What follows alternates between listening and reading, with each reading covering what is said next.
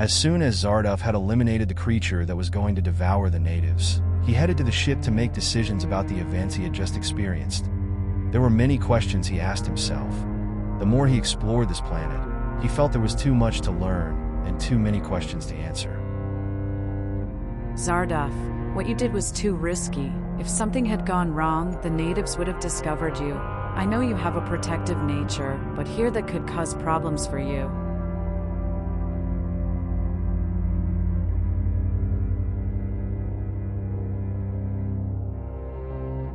There's no need to worry.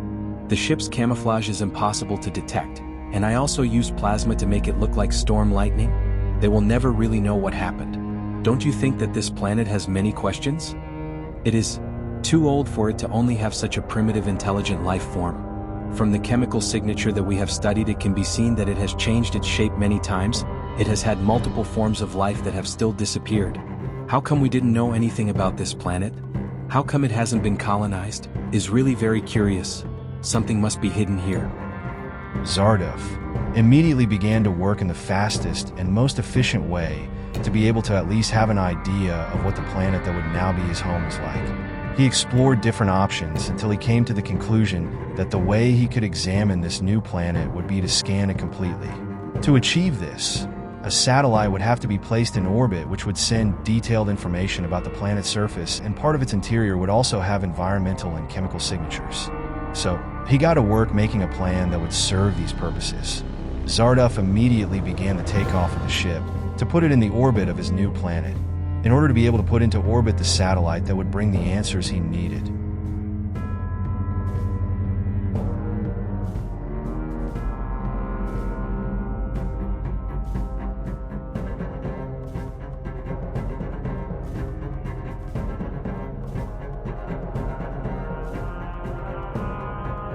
Having positioned the ship in the correct orbit, Zardoff began to manufacture a very small, but also very powerful satellite to achieve his purposes.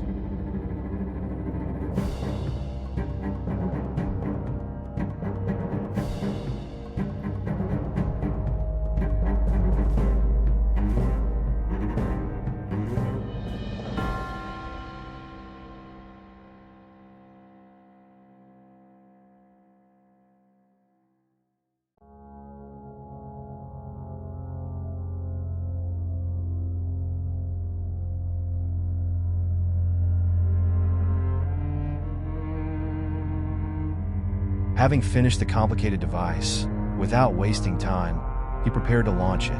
If everything went well, he would finally be able to know where he was.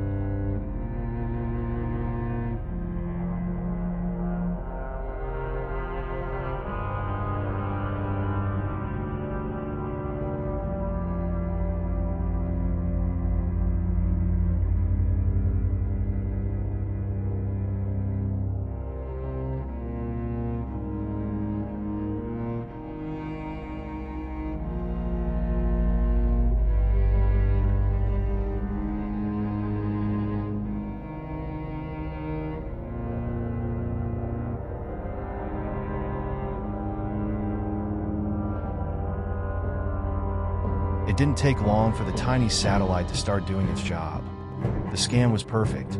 Now Zardoff had detailed information about the planet that by fate had become his home. Now he would just have to wait for his new home to reveal its secrets.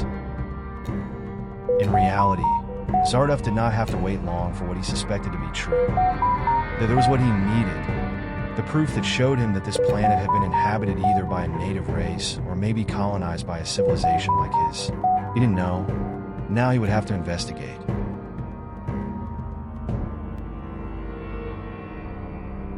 Artificial formation detected.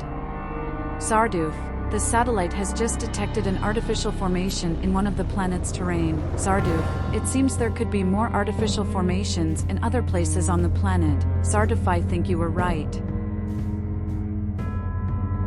I just received the images too.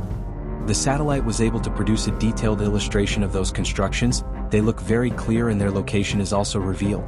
There are no more doubts. I have to go investigate. I will use an auxiliary ship. I think it is best for the main ship to stay in orbit while I investigate on the surface. Zarduf immediately proceeded to prepare to return to Earth. Only this time, he would be alone, as his main ship would be in orbit of the planet. This time it would just be him and a small auxiliary ship and supplies and some weapons.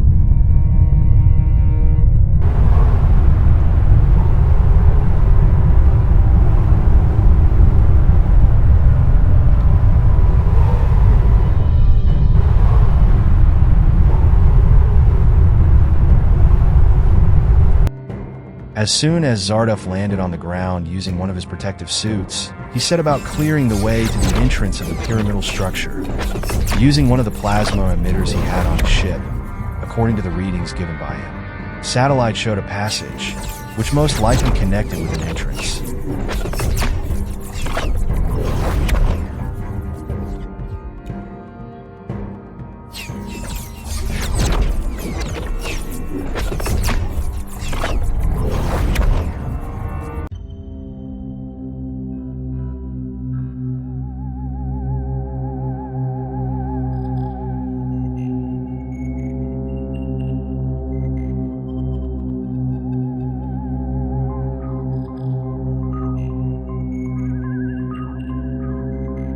Zarduf. Is everything okay? Contact was lost for a few seconds. Are you there? Yes, here I am. Everything is strangely fine. I was able to make my way to the entrance of the largest pyramid.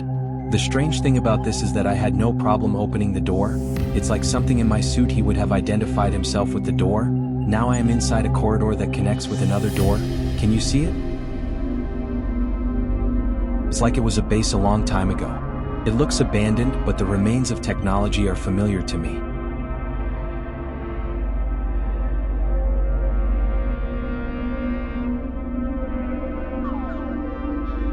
I find myself, I think, in the center of the structure. Everything seems to indicate that it was a gigantic reactor a long time ago. Everything looks like was just abandoned. The technology looked very familiar to me.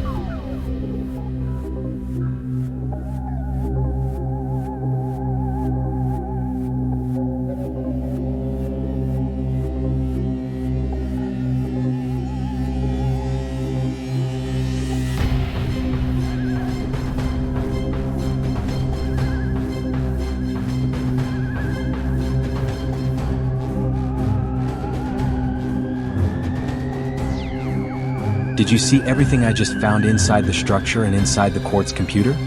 Yes. Zarduf, since we established contact, I have been recording everything you have explored within that pyramidal structure, and in truth, the technology is very similar to Armak's technology. Here where I am, there was definitely a gigantic reactor inside this pyramidal structure. A long time ago, from what I remember, this technology was used a long time ago to provide energy to different parts of a planet. but that technology is already too old for what was in Armak at the time of its destruction. According to the information I found, there is another related place not very far from here. I think there are more answers to these in that place questions. Maybe there I could find some biological signature to establish who those visitors were, and most importantly what intentions they had. From what I saw in the little information from the quartz computer, that place where I'm going, it's a kind of laboratory. Zardof. Immediately he headed to that enigmatic place that caused him so much curiosity and at the same time fear. Fear of encountering a truth that he suspected, but that he was afraid of just thinking about it.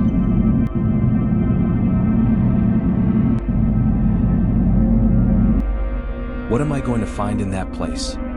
Why, all the technology is so in line with that of my planet. What are these beings doing or manufacturing in that laboratory where I am going? Because this planet is immersed in such an inhospitable cold climate. It is clear that he has enjoyed very pleasant climates before. It is clear that he has been full of life before. Why? I don't have much information about this sector of the galaxy. Zardof, after having meditated on everything he had discovered, decided to change the shape and structure of his ship for a quieter one, so that in case of any threat he could move more unnoticed.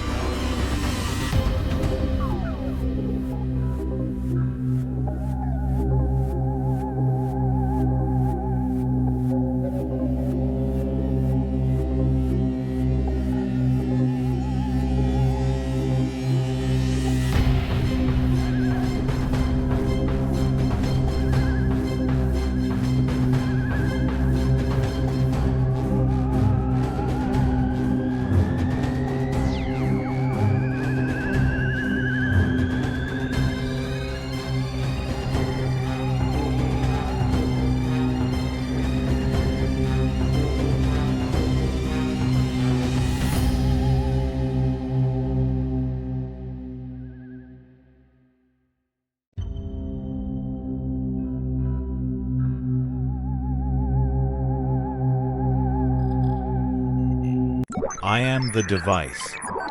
AG 16455-878. Allow me to detect your molecular structure. Molecular shape and synthetic structure shows me that you are from Armak. Do you want to continue with the sequence? Yes. I am a native of Armak. The name I was given is Zardof, but I have no knowledge of what is done in this place. Can you give answers to questions I have? Yes. You may ask Zardof. Although in my initial analysis I can detect too much deterioration in my system. I can detect that my memory system has not been updated in thousands of cycles, but quartz storage system still works. I want to know exactly what the objective of those who brought you here is. Why they built those pyramidal structures in different parts of this planet? Where they come from? We come from the planet Urkala, close to the Armak planetary system. A long time ago, Armak helped the development of Urkala, but a virus led to the extinction of the Urkala population, bringing it almost to extinction. The only way that civilization could be saved would be by terraforming another planet and rewriting the genetic and molecular program. The reason for using another planet was that Urkala could no longer harbor this new type of life. With the help of Galax and other planets, they scanned different sectors of the galaxy and found this one. But the embryos that were brought from Urkala simply could not function here. The Urkala scientists and engineers had given up, but Galax sent a group of scientists who proposed a controversial and at the same time forbidden idea. Use the embryos with genes from some race native to this planet. And they proceeded with this idea. Since there was no type of intelligent life, they would have to search among all natural life for a specimen that was as close as possible to the genes of the natives of Urkala. A similar one was found, and the experiments began. They made several prototypes, but they developed faults, until finally one was adapted to 99% affinity. Although, the scientists had found a very similar prototype, the wild nature characteristic of the native beings of this planet were very difficult to change, but at least if it fulfilled the expectations. And finally, Urkala would live at least in part now within these new beings.